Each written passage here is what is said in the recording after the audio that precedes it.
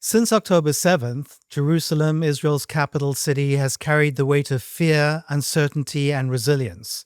The streets that once echoed with prayers and tourists are quieter and tense. But behind every closed shop and every security checkpoint, there's a story.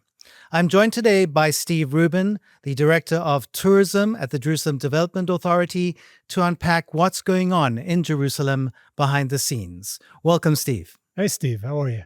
Good. So, what do you say? Well, first of all, it's actually funny hearing that statement because over the last year and a half, since the 7th of October, Jerusalem has actually become probably the safest city to be in Israel. When you look at where things were flying, throughout this whole conflict, we'd wake up every day and say, now is actually the perfect time to come to Jerusalem, while rockets are raining down on other places and there's fears, attacks going on elsewhere. This is actually the best time to come to Jerusalem. So I'm happy to be here with you today and, really talk a little bit about the impact of the war since the 7th of October on tourism in the city, what's going on in the future, what we have going on now, in this time of optimism as we move into the summer and what we believe is really going to be a time for new beginnings. And just to let our listeners out there know that we're here, we're optimistic, and we're waiting for them to come visit us.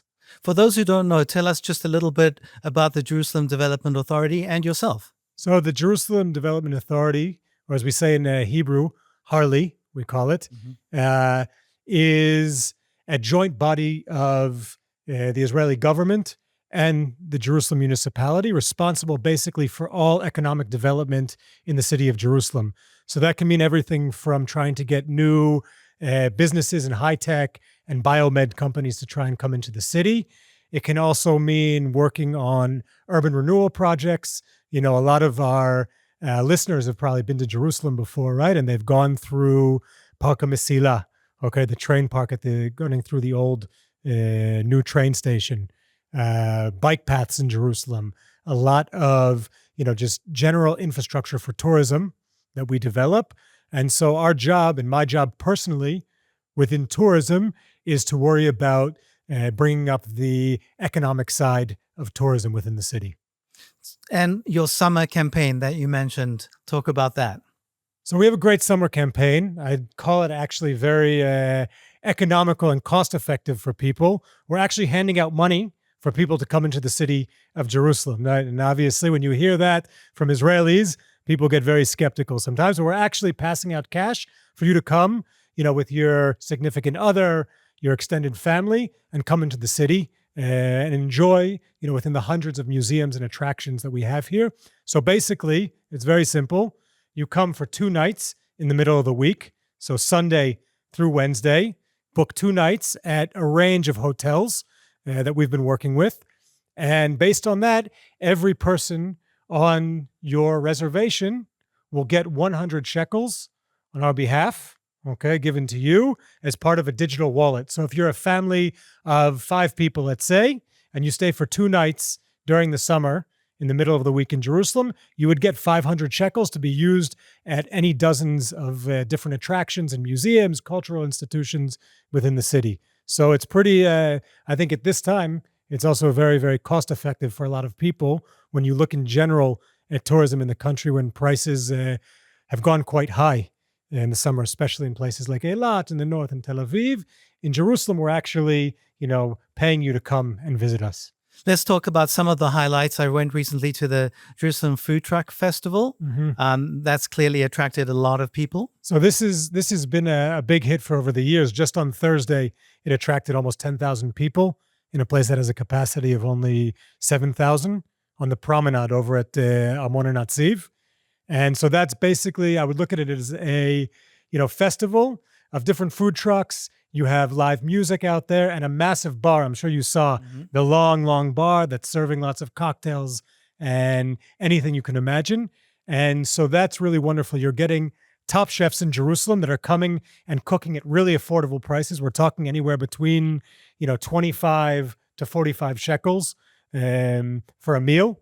And those Jerusalemite chefs are actually hosting other Israeli chefs from all over. So when I look at that, not only are we helping, chefs here in the city during these difficult times, but we're also getting other chefs to come in and to promote themselves as well. So it's not just Jerusalem, but we're kind of, spreading the light out into the rest of Israel as well. And so it's been for us, just to see that many people gathering all at once with this kind of, I think, cautious optimism that's taken over.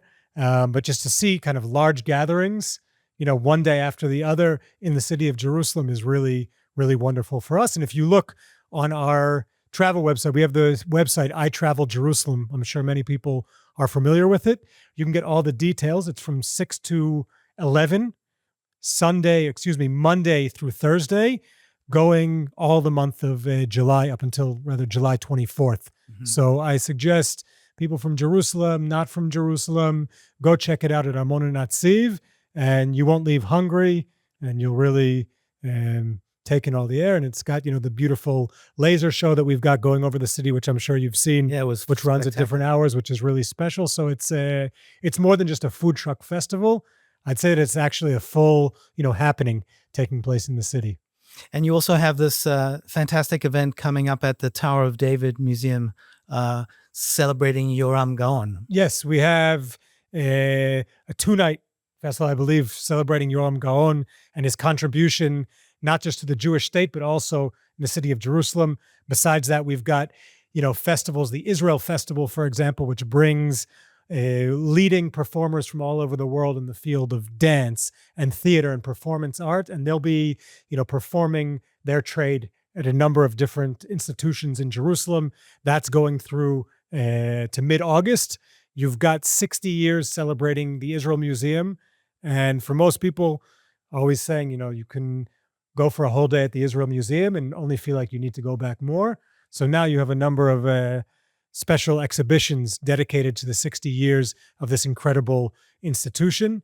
So we're encouraging people to get out there. You have the Jerusalem Film Festival, which is still happening. Okay, we were a bit skeptical. We thought, that a lot of things would be canceled as a result of that, but it's actually going to start on the 17th of this month. And it's going to feature more than 200 films from 50 different countries in the world. You don't even have to necessarily go to a specific spot, right? Because there's going to be big trucks with, big screens on them going through the city, through the different neighborhoods where you can just catch it kind of at your convenience. And if you happen to be in the city, we have at the Cinematheque facility over on the lawn, there's going to be regular screenings with pizza and drinks and beer out there. So it should be a really, really good time, especially, the weather of Jerusalem in the evening is perfect for outdoor events, not having to deal with any of the humidity like you have in a place like Tel Aviv. So, that's why I'd say we're being a bit optimistic, just because we have these events going on. They didn't need to be canceled. They're going on as scheduled. And we're hoping that that's what will give us the boost as we eventually moving to Chagei Tishrei, to the high holidays, and eventually into the winter season. So we're looking at this time now as, what's going to kind of pave the way for us to kind of get back to where we need to be. I feel like one of the main tourist attractions now in Jerusalem is the National Library, which seems to be everyone's first stop. There seems to be a lot going on there.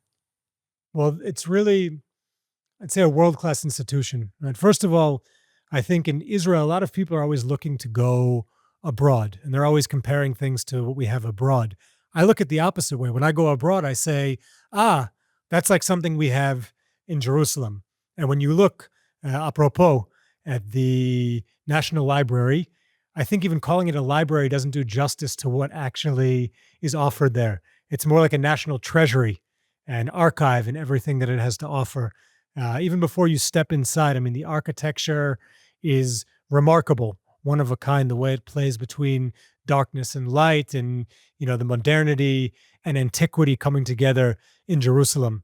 And they have some really wonderful tours. You can go there. You have more than 4 million books, right? And you can see how they actually reach those books, right? There's these really cool robots that go, what it seems like through these endless rows where the books are and can bring you the book that you need. You have, original manuscripts right on display from the first Zionist newspapers, the first newspapers, Jewish newspapers in Jerusalem, original writings of Maimonides, the Rambam. You even have on the little piece of paper, almost like a little memo from the original lines written by Naomi Shemer for Jerusalem of Gold.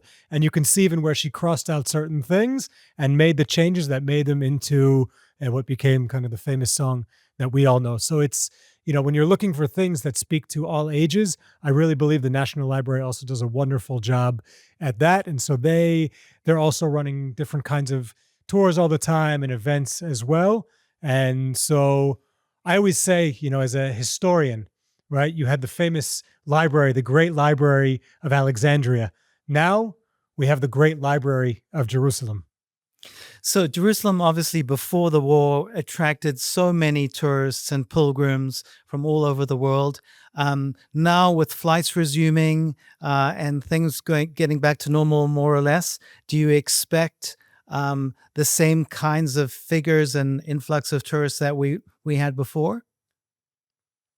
Unfortunately, I don't think this is going to be a situation like Corona, where the whole world was shut down and people were craving just to get out and go anywhere. We're going to have to do a lot to get people to come back here to build that trust again.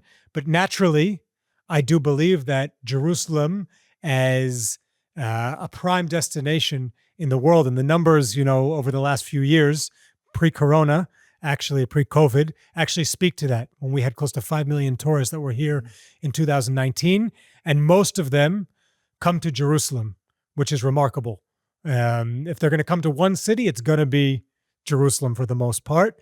And so we really believe that the way things work, not just here, but in general in the region where you go to 0 to 100 and back to 0 very quickly, that I think things will recover quicker than we expect.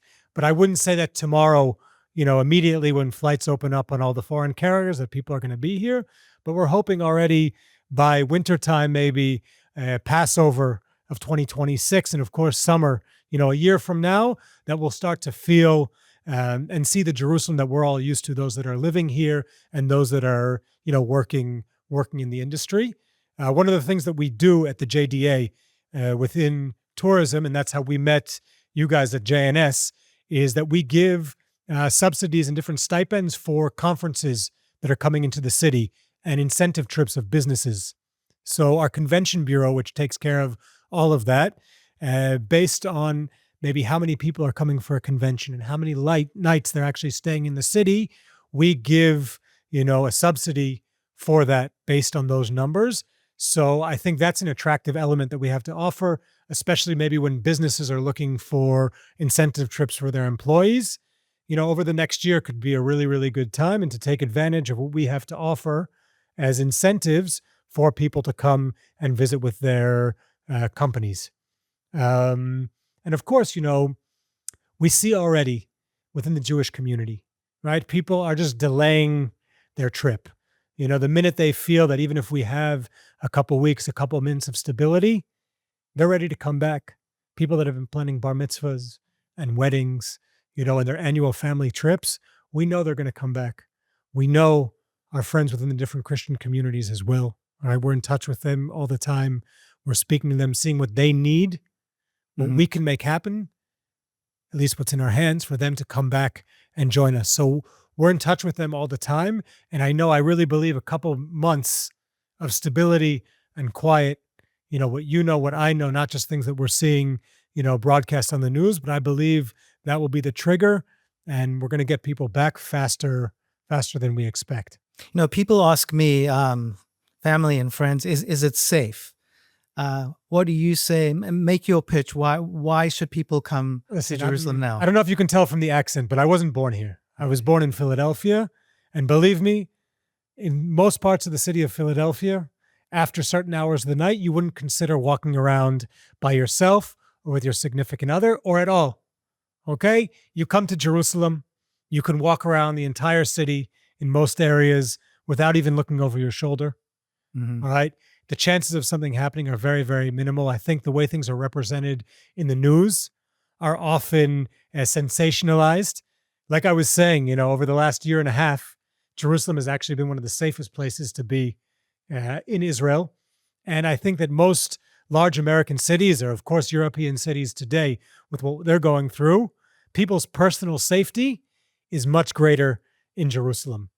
Um, but in terms of what you're saying, it is a challenge for us, not just in terms of our visitors coming from abroad, but also within Israel. We kind of have a dark saying that says that if a terrorist attack takes place in Afula in the north of the country, then people are canceling their vacations that they planned in Jerusalem. That no matter what happens here, it has a turnover effect into what's going on in Jerusalem. So we're always starting kind of from, below zero, from an uneven playing field. But when push comes to shove, at the end of the day, what Jerusalem has to offer is nowhere like it in Israel, and in my opinion, nowhere like it in the rest of the world. So you brought up that you're from Philadelphia originally. Tell us a little bit about yourself.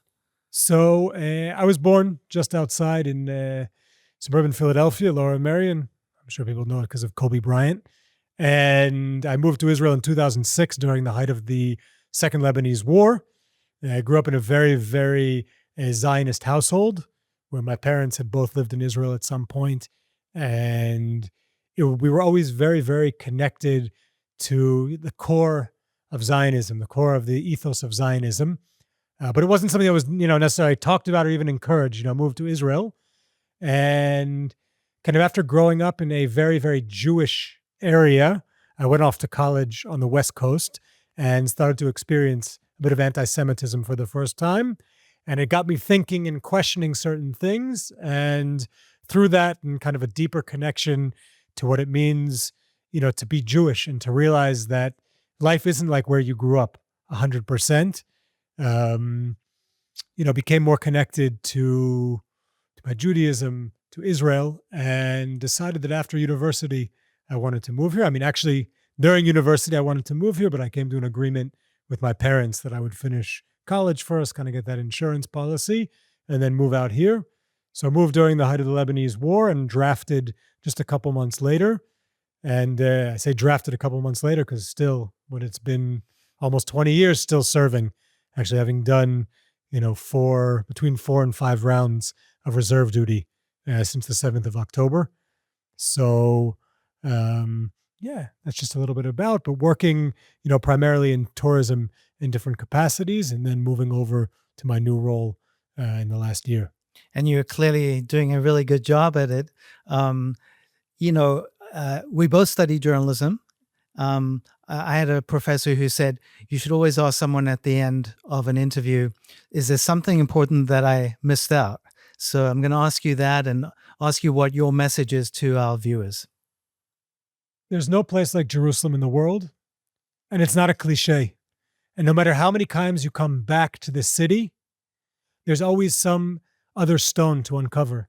Even for us who work in the business, and we've been doing it for years, there's always something new to see in Jerusalem, always something that your eyes haven't looked at, whether you look up or down, whether you go on the walls of the ancient city and the rooftops, or you go underground. There's always something new to discover in Jerusalem. And even more than that, Jerusalem is the perfect place for basing yourself during your vacation. When you look at our proximity to the Dead Sea and the Judean desert, if you want to go out to the Judean mountains for the day and drink some wine, and then come back and sleep in the city, if you want to go down to the amazing caves that you have from the time of the Bar Kokhba rebellion down in the Judean lowlands, but you come back to Jerusalem all the time. And that's my message, is that Jerusalem is always the place where you're going to come back. And we are waiting for everyone to come back, and we know that you'll be here soon. Steve Rubin, Director of Tourism at the Jerusalem Development Authority, thank you so much for joining us. Thank you, Steve, and thank you all for listening.